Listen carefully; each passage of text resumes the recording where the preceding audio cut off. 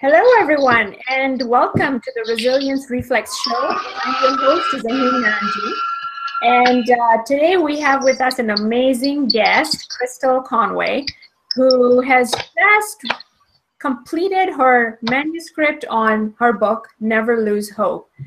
And it's about her journey. She has survived cancer 4 times, and we're going to share her story with you today. But first, I would like to let you know that if you missed last week's episode, which is episode number 15, because this is number 16, we talked about the 9 keys to bring forth what you want. And we had an amazing time, Kathy and I. Kathy is my co-host, and she couldn't be with me today because she's traveling to Florida. But she mentioned how she really enjoyed that show because we shared examples on every key that we have gone through in life and that others have gone through in life. So make sure that you watch that show. And we also gave away a freebie, which is a handout, where as you watch the show, after that, you can work through a worksheet on the 9 keys to bring forth what you want. So make sure you get on there, watch it, and download the freebie worksheet. Today, we don't have a worksheet, but we have a great guest. And take your calendar and mark off this date, December 28th. We're having a high vibe event, and it's called Your Resilient Year, a high vibe event. And in that, I'm going to have a panel of experts who are going to be joining us live, and we'll be sharing our accomplishments for the year 2015 so that we can wrap it with a bang and wrap it on high vibes. And then we will also share our goals with you and any obstacles that we will face with the goals that we have and how we plan to navigate through the obstacles.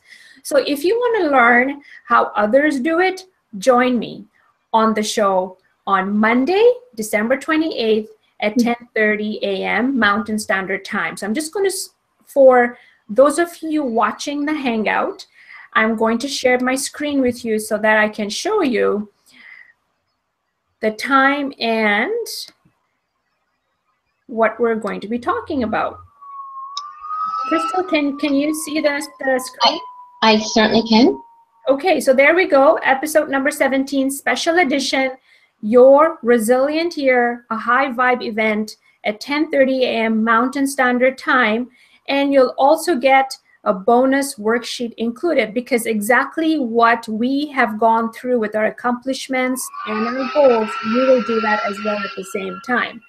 So with that, we're going to go back into the Hangout here and we'll start. So Crystal, welcome to the show, and thank you so much for being here.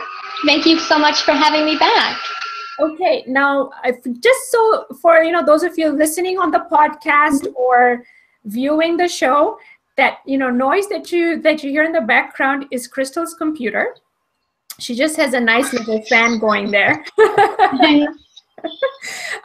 So don't worry, it's nothing going on outside, any kind of construction. It's just her fan. So bear with us. And Crystal, I will put you on, and I just want to let people know what you're all about. So Crystal and I met, which was an accident really, because I was launching my book, which is right here, The Resilience Reflex, 8 Keys to Transforming Your Obstacles or Your Barriers into Success in Life and Business.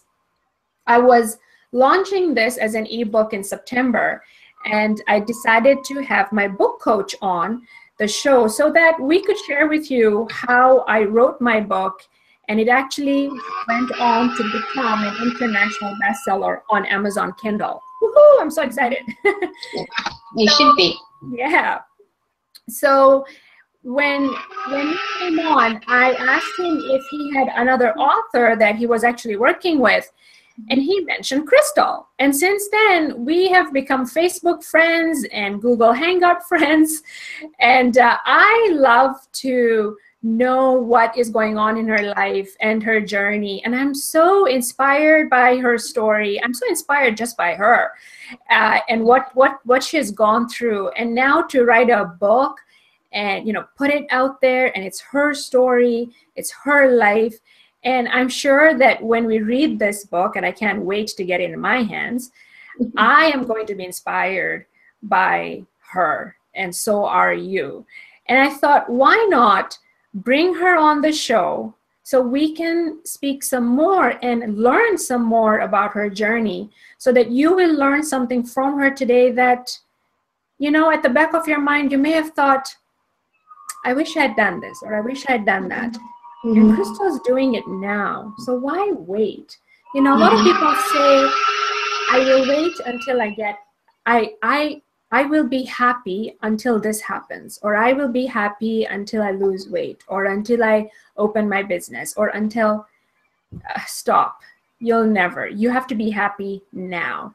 I was just speaking to my husband yesterday morning. We were having tea in the morning, and I go, you know, we may not have a lot of money. We're not millionaires, but I'm content. I'm really content with my life.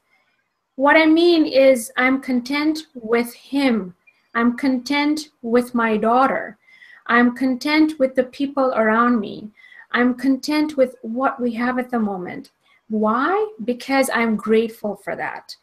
And Crystal is the same way, I find, is that no matter what is going on in her life, when she's going to the hospital, she's, you know, getting something done, yet she's content.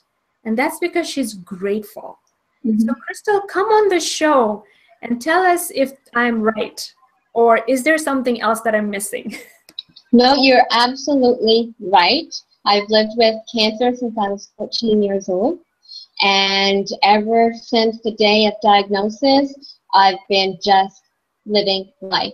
I'm not one, like I said, to sit in a corner and say, why me? Why me? Why did this happen? And yes, I'm sure that crossed my mind back then, even today. But I get up, I grow, and I do exactly what I've always been doing like I haven't ever been diagnosed in my life. So I continue to live my life, be with my family, and I'm out every single day. And I truly believe that being out and keeping busy heals you a lot faster. That's so true. You know, keeping out and keeping busy, because then your mind is distracted from the negative thoughts that one could be having compared to what you would be doing instead. That's right. Exactly. Now, you know, I just want to share with the viewers and the listeners who don't know you as I do, if you would like to share your story, because you said that you were first diagnosed at the age of 14. And that's a young age. Being a 14-year-old, I can be because I'm enjoying life. I am with my friends. What happened when you found out at the age of 14 that you had cancer? I was shocked. How I found out was a lump had formed in my neck overnight. And I ended up going to the IWK hospital probably about 2 weeks later. And I was told I had Hodgkin's disease. Being 14, I don't think it really hit me immediately, because you're not thinking of, oh, my mortality or I'm going to die. I was just trying just to be a regular 14-year-old. And of course, my parents were there, my brother was there, and they were the ones getting all the information from the doctors. So as soon as the diagnosis occurred, then I was whisked up to the hospital room and getting my pre-op bath and heading into surgery and finalizing that what stage of Hodgkin's disease I had, which was stage 3. I had my spleen was full. I had 2 spots in my lung. I had 1 in my neck, and then I just had to take the chemotherapy and the radiation treatment. They did tell me at age 14, when I was taking the radiation treatment, that it was so severe, I would never be able to have children. So at 14, you're not worried about having children. Yes. I wasn't anyway. And and it was so severe that I would probably get another form of cancer in the next 4 years or 10 years. So 4 years later, sure enough, I was diagnosed with another form of cancer called schwannoma, cancer of the lining of the nerve casings. And that just lays dormant. So that has never been taken out other than the lump that had shown up in my lymph nodes, which was biopsied. So I've been living with that all my life. And that it certainly can open up. But you know, every day, one day at a time, we don't know what's going to happen tomorrow, right? Right.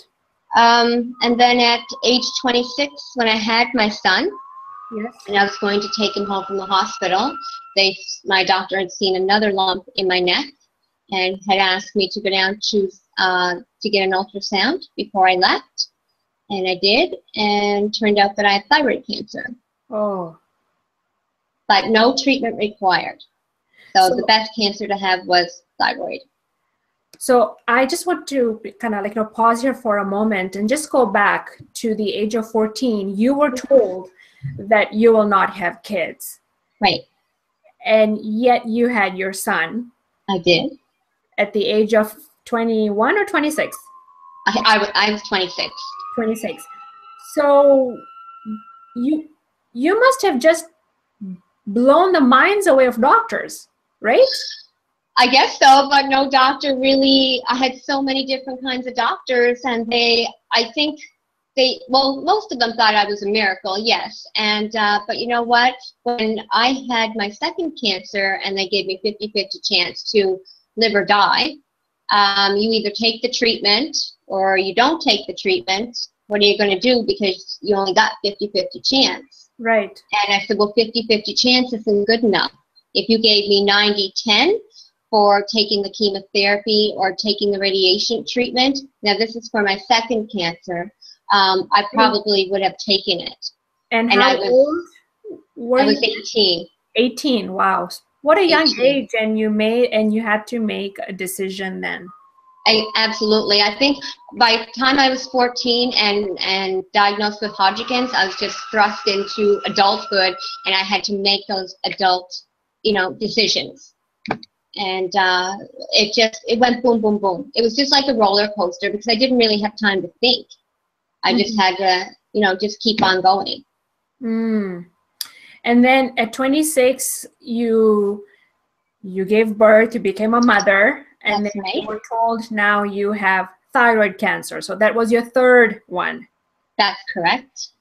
And what happened then? Because I remember you told me this back in September, where you couldn't go home for a few weeks, or you couldn't be with your son. Can you tell us that again? Absolutely. So when you have thyroid cancers, you have to get, I know a lot of people, or I did anyway, had to get radioactive iodine treatments.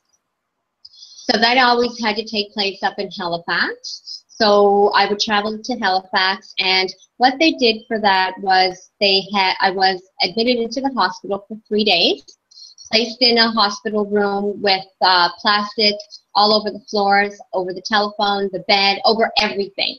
And there was a slot in the door where they would just open it up and put your food through. So it's just like being in a jail. Oh. And they would give you lots of water and sour candy to soak up the radiation, because you already had a radioactive iodine pill that you would have taken prior to going into the hospital.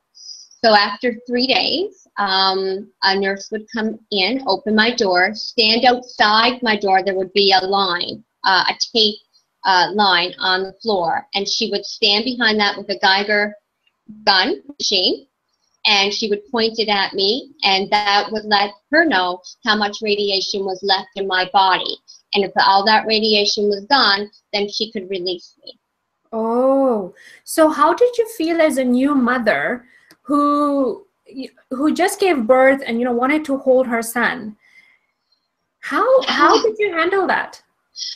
Well, I think I just went with the flow. I was overwhelmed. I was shocked. I was, you know, they did tell me at age 14, when I did have Hodgkin's disease, it was because of my cells had changed, or my cells had changed in my body. And they did say that if I were to ever become pregnant, that they were afraid that my cells would change and cause another form of cancer, and that's exactly what happened. Oh. And I think back that I don't know if I had thyroid cancer while I was carrying my son for 9 months. I mean, I'm tired all the time. That's just the norm for me. So it's nothing like, oh, I'm tired. Oh, I think I have cancer. You know, Jarrett was only 5 weeks old when I went back into the hospital to get my operation, and they took out my thyroid. And then, of course, continued was the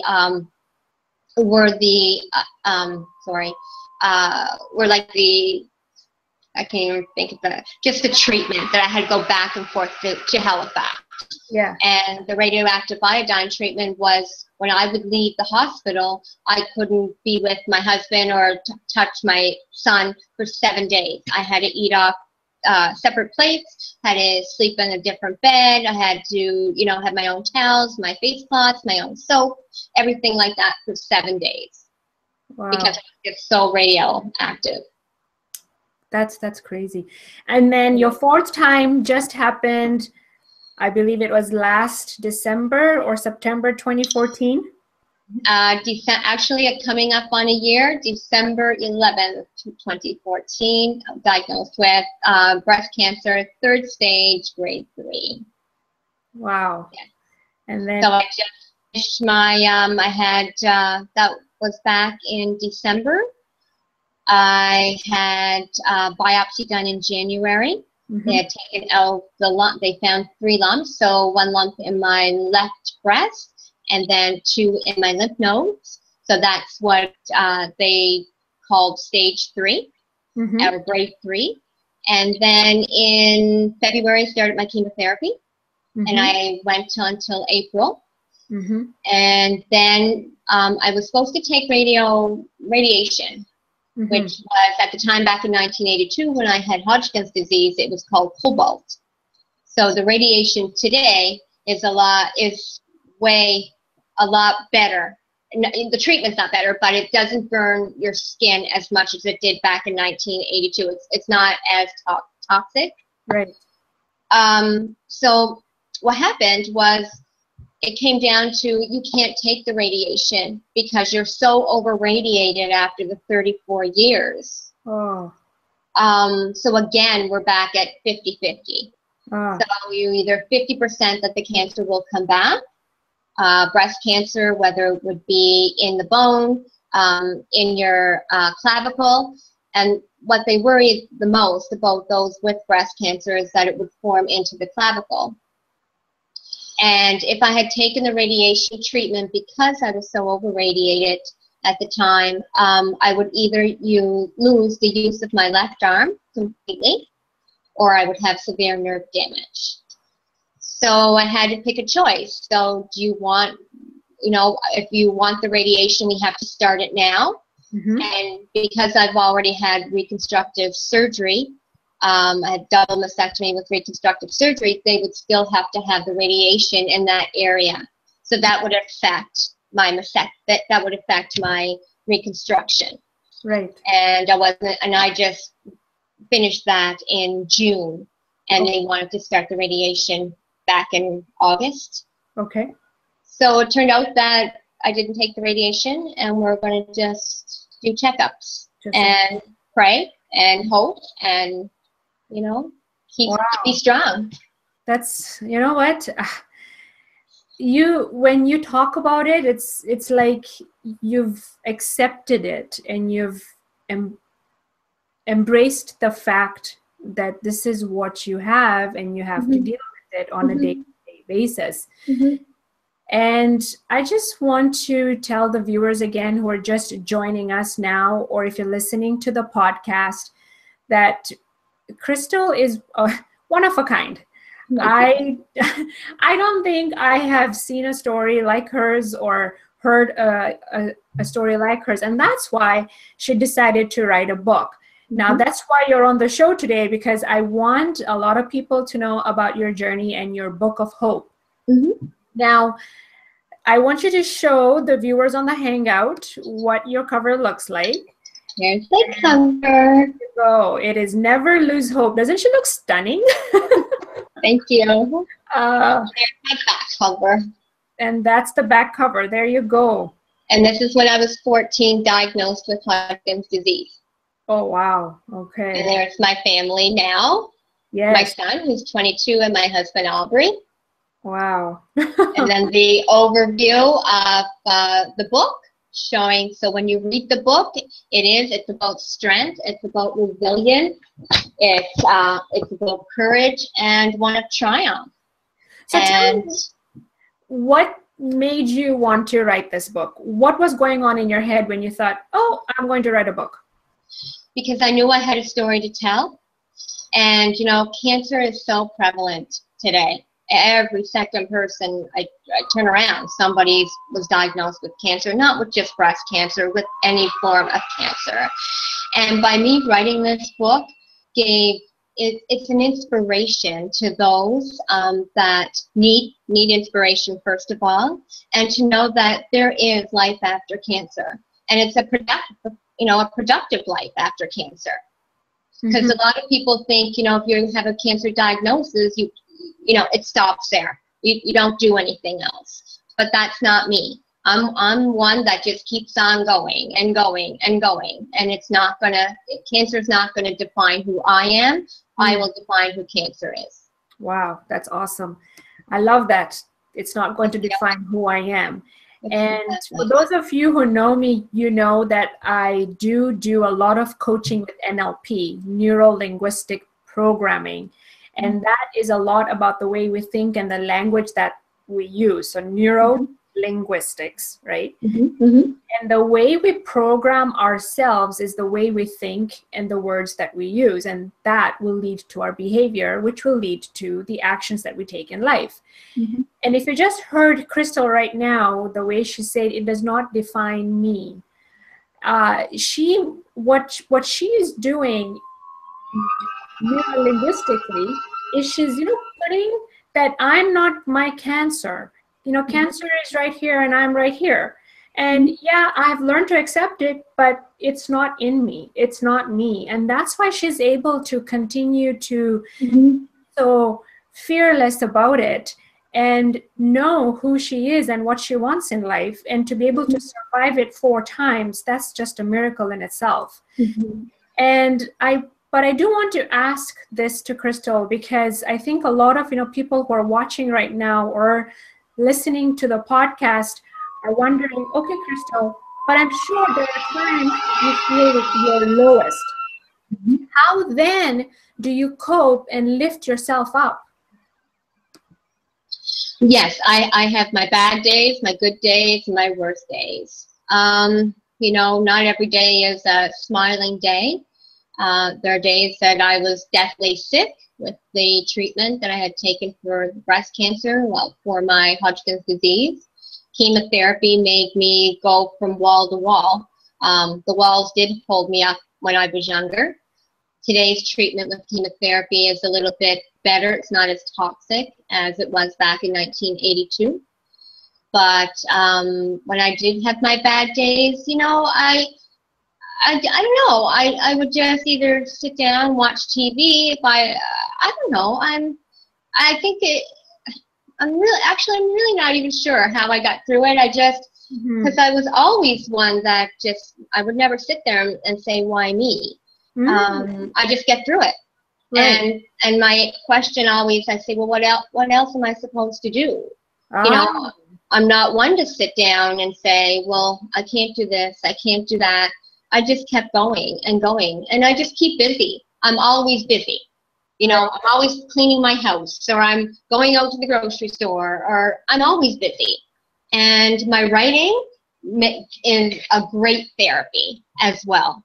So that's another reason I wrote this book, because it was very therapeutic for me, you know, and not just for my readers. Right. So I was and I cannot wait till I get my book on the shelf so everybody else can be inspired. Right. So we're actually getting some questions here asking, okay, when is your book going to be ready? So I know that off air we say that it will be probably come to a completion December 18th. Mm-hmm. And then probably in the early year, it will be available in bookstores. Right. Yes? Yes. Okay. And for those of you watching again, if you go to my website, zahinnanji.com, that you see right here if you're watching the Hangout. Mm-hmm. And for those of you listening on the podcast, it's zahinnanji.com and / if you go to the show, episode number 16, you will see some notes in there when her book will be ready, and we will link it to the show notes when she has it. Mm-hmm. So just one more thing that I wanted to add to the listeners and the viewers is notice what Crystal said is that she always had this question that wasn't why me, it was what else can I do? And again, when we go into NLP, and this is always coming up to me because that's what I do as I coach people or I talk, is I do NLP. Mm-hmm. And when I was going to school for it, we were told that when we do something a certain way, there's always a core question in the back of our head. Mm-hmm. And we just have to pay attention to the core question. And for Crystal, it's so subconscious that she didn't even know what that question was until she went into it some more. And she goes, yeah, this is what I do. I just ask. So what do I do next? Mm-hmm. When it comes to resilience, and that's what my show is about, there is always a core question. Every time I interview anyone who's gone through an obstacle, they say, well, I just ask myself, is there something else out there that can help me? And there's always this core questioning that are not a victim kind of question, but they're more an outcome focused question. Mm-hmm. A victim question is, why me? How long will this go on for? Mm-hmm. Whose fault is it? But an outcome question is more like, okay, what do I need? How can I get this done? Do I need any help? And so on. Okay. So going back to Crystal, I have another question. Is now you must have a lot of support around you, which is great, which I think really helped you heal even faster. Yes. But do you get people who just want to do everything for you just because of cancer, or do they feel sorry for you and they go, oh, you shouldn't do this, you shouldn't do that? How would you handle people like that? I'm very stubborn, and I've had so much support all my life, from family, from friends, from strangers that have come up to me. And people do. Some people have given me cards. They've sent me beautiful messages of prayers and thoughts. And if there's anything I can do, please call me. I'm not going to call you and say, can you do this for me? Because I'm so stubborn. I will do it myself. I so appreciate everyone that does come up on my path and say, can I help you? My husband's been so wonderful for me. During my breast cancer, and when I came home from the hospital, he changed my bandages, he ran my bath, he did everything he could possibly do for me. And then I was like, oh, I can do it. Let me do it, right?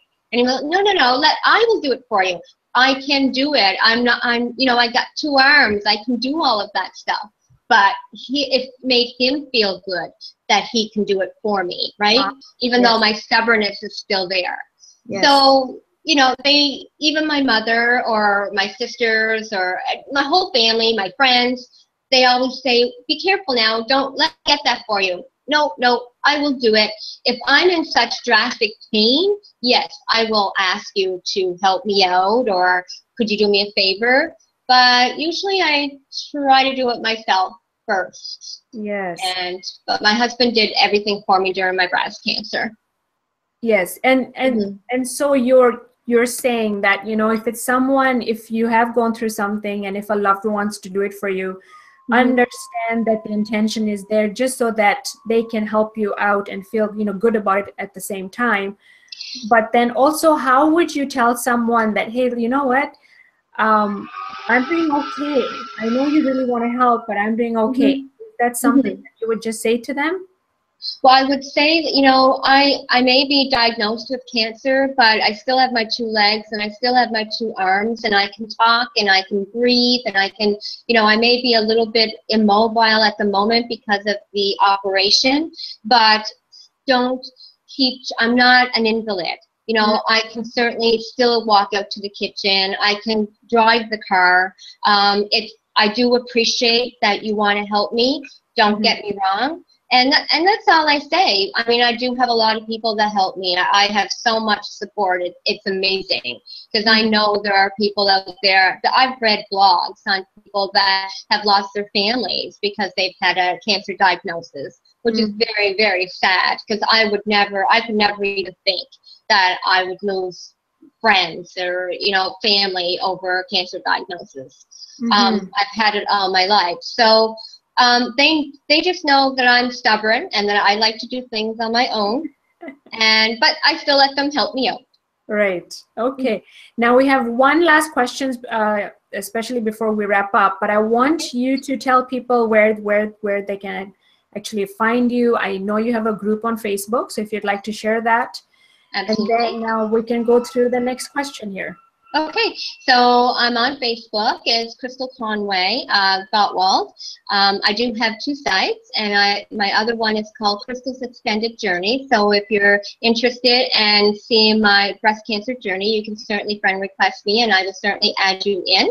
You can read all of my updates up until today. And there's lots of pictures on site that you can see, and just read about what my thoughts and what my journey has been. Okay, and for those of you listening and watching, I will put that into the show notes on Monday. And I will put the link to the group that she has started about her journey.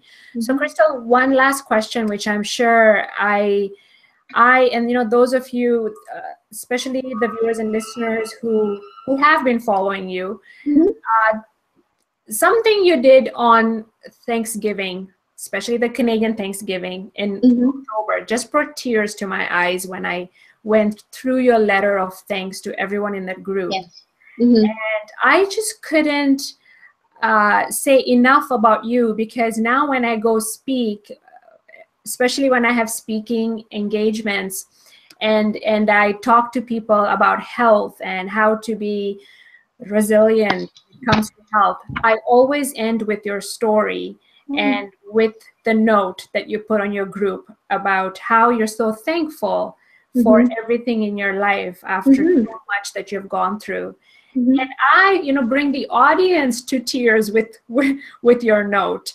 Awesome. So I just want to say, tell the viewers and the listeners about being grateful. Why is it so essential? Because, well, because since being diagnosed at 14, I've always had, everyone has been there for me. If I don't think that if I was never diagnosed with cancer, that they would not be there for me. I'm grateful. I'm grateful for just life. I'm grateful to be breathing. I'm grateful to be waking up in the morning. You know, I'm grateful for just having the people around me, for my husband, for my son, for my family. And it's just, you need people in your life. You don't want to be alone, and you know, and it's not so much of going around and saying, God, I can do this on my own. Like, yes, I can do a lot of things on my own, but you still need people around you, and it makes you feel good. You know, it gives you a sense of security, and you know that you're loved. And I mean, the love and the praise and the thoughts that I have been given and the strength that has been sent my way. I've met so many beautiful people. And that's every time I write an update on my Facebook, I'm always starting off, hello to my beautiful Facebook friends and family. I always start that. And then I go into my little spiel. So I'm just grateful to be alive. I'm grateful to have everyone in my life and that can share my journey with me, because I'm hoping that they will take away that, you know, there is life after cancer. Yes. And you can live a productive life. Yes. And that's the truth, isn't it? Because I find that there's so many people out there that once they hear that they have cancer, they think in their head that it's the end of life. And what you're saying through your book and through your message is that no, there is cancer after life. But I honestly believe it comes with the way you see it. And with the attitude that we have and with the supportive network that you have. That's huge. And for those of the people out there who suffer from cancer and who don't have a supportive network, what would you tell them? You know what? I would, if they don't have a support network, come on my Facebook. I will support you. You know, just put your friend request in there, give me your name, and look on my website, and you will get all of the support that you need, because I know there are people out there that don't have any support, and you know, I'm here for you. So if there's anyone out there that has a cancer diagnosis and feels really low on themselves and thinks that, you know, I don't have anybody, I'm here. I'm here to listen. I'm here, and if you want to just vent, you can certainly just vent, or to me, or you can message me. But certainly add yourself into my Facebook page and take a look at my journey, because you know, I will be your support. That's so great that you offer that, and that's just the giving back again in you, where so many people have, you know, given their support to you. Now, you know, you're saying it's my chance to pay that back. It's my chance to give that back. And that's really, really nice of you to do that. So can you believe it? We're over our overtime. Oh dear. Yes, we're having so much fun that we just let time pass by. And that's what the show is all about. And the show is about inspiring you, that when you feel that your back is against the wall, when you feel low and down, when you feel that you need to be lifted up, you listen to the Resilience Reflex show and listen to stories like Crystal's, how she overcame something, and that should inspire you. That could lift you up and take you to another place. And maybe even think of something that you want to start, that you want to share your message with the masses. And like I always say, because I've heard this from one of my mentors, turn your mess into a message and help others. So remember, December 28th is our next show, and it's a special edition, and it's your Resilient Year, a high vibe event. And I'm doing that with a panel of experts, and we'll talk about our accomplishments and our goals and our obstacles. So join me then, and until then, goodbye.